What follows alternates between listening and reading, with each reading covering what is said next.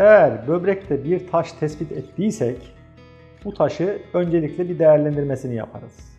Taşın sayısı, büyüklüğü, çapı, bir tıkanıklığa neden olup olmaması, hastanın yaşı, böbreğin hangi bölgesinde olduğu, üstte mi, altta mı, nerede olduğuna bakaraktan hastaya bir tedavi alternatifi belirleriz.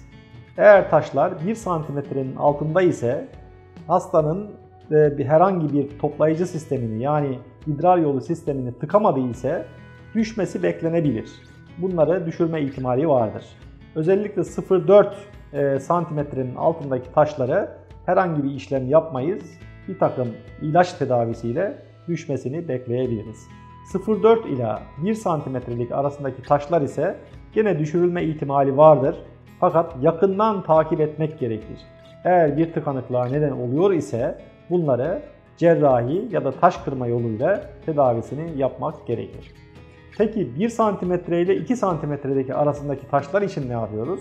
Bunlara da mutlaka cerrahi tedavi veya dışarıdan taş kırmayla taş kırma tedavisi uygulayabiliyoruz, uygulamalıyız. Çünkü 1 santimetrenin üzerindeki taşları biz düşmeyecek taş olarak düşünürüz.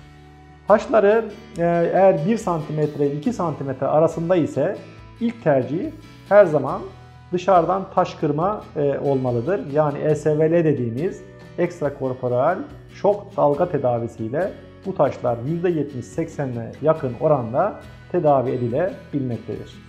Eğer taşlar 1-2 santimetre arası ve bu şok dalgalarıyla kırılamıyor ise bu durumda alternatif tedavilerimiz idrar yolunun dış kısmından girip böbreğe kadar ulaşıp oradaki taşı lazerle parçalayıp kırabiliriz. Ve daha sonra da bir kateter yerleştirerekten bu taşın düşmesini bekleyebiliriz. Diğer alternatifimiz eğer aşağıdan girmede sıkıntılar var ise bu durumda sırt kısmından küçük bir delikten mini PNL ya da mikro PNL dediğimiz perkutan nefrolitotomi dediğimiz yöntemle taşları gene lazerle veya pneumatik dediğimiz havalı taş kırma aletleriyle taşları parçalayıp dökülmesine ya da alınmasına vesile olabiliriz. Eğer taşlar 2 santimetre ile 3 santimetre arasında ise bu durumda ilk tercihimiz flexible ureterorenoskopi ya da perkutan nefrolitotomi dediğimiz yani idrar yolunun dış kısmından girip böbreğe hiçbir kesi oluşturmadan yapılan tedavi ya da sırt kısmından 1 santimetrelik bir kesiden girilerek yapılan tedavi uygulanabilir. Eğer taşlar daha da büyük ise bunda ilk uygulanması gereken yöntem perkutan nefrolitotomi dediğimiz yani sırt kısmından 1 santimetrelik bir delik açaraktan o delikten tüm taşları temizleyebiliriz. Peki açık cerrahinin yeri var mı? Açık cerrahide çok özel durumlarda uygulanabilir. Bunlardan en önemlilerinden bir tanesi hastanın postür bozukluğu. Yani perkutan nefrolitotomiye uygun değilse hasta postür bozukluğuna bağlı bu hastalara biz açık cerrahiyle de tedavisini uygulayabiliriz.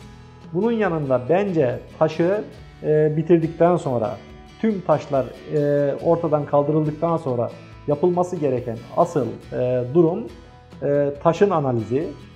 Ayrıca metabolik değerlendirme dediğimiz 24 saatlik idrar, kan değerlerine bakılıp taşların yeniden oluşumunu engellemek gerekir. Bu mümkünse mutlaka bunu yapmak gerekir. En önemli mesajlardan bir tanesi de hastanın sıvı alımı çok olmalıdır. Normalin daha fazlası olmalı ki içeride taş birikimine engel olalım, taş oluşumunu engelleyelim.